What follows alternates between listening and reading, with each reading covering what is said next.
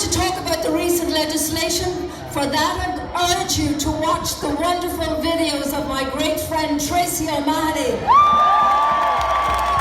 I'm sure all of you know that already. So she explains it in great detail. I would also urge you to support her GoFundMe campaign.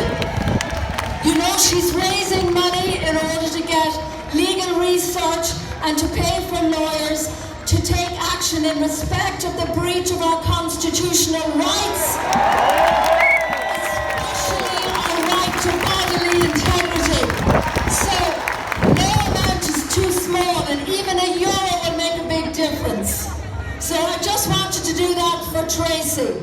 Now, as for me, where did this idea of the mandating of wearing masks come from? 4.5 months into a lockdown where established scientific data confirms that the curve has long since flattened and the virus is no longer circulating.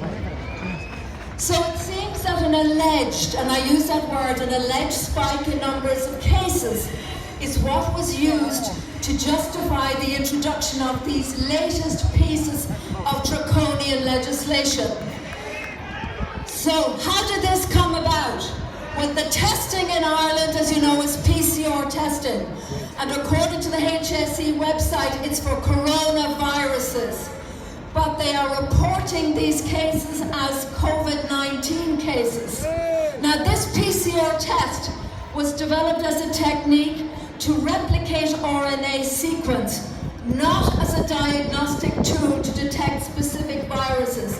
And to this day, it cannot test or detect any specific virus, only general coronaviruses. And as we know, even the common cold is a coronavirus.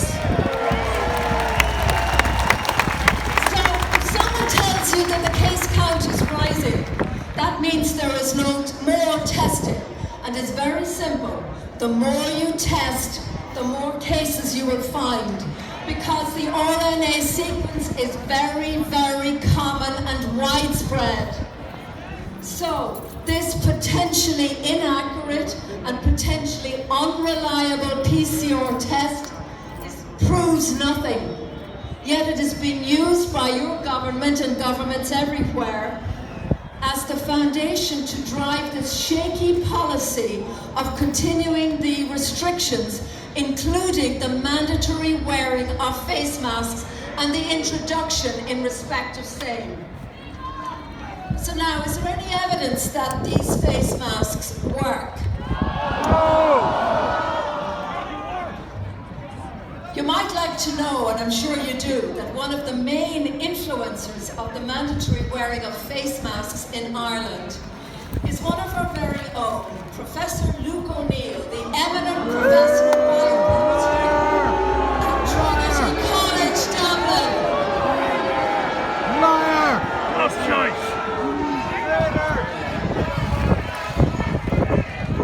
Traitor! Who, as you all know, has close financial links with various big pharmaceutical companies. At least one of which is involved in the making of components for a COVID-19 vaccine. Professor O'Neill initially claimed that face masks offered no protection. You might have heard him on the Late Late Show saying that.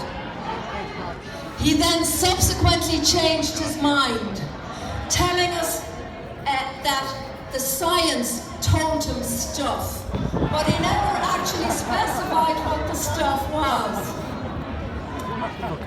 Now he's latched onto a study in the Lancet Journal which claims that masks do offer protection. But this is a report that was commissioned by the World Health Organization.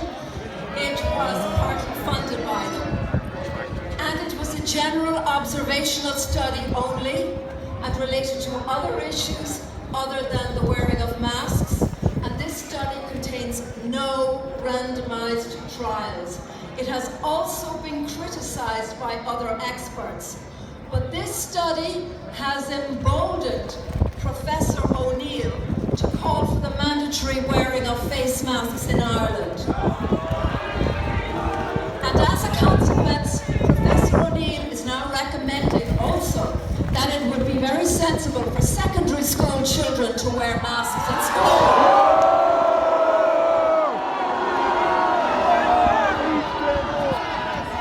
Don't you know, Professor O'Neill, that children and teenagers and young adults have no receptors for this virus? So why should they have to wear masks at school just because you say so? Yes.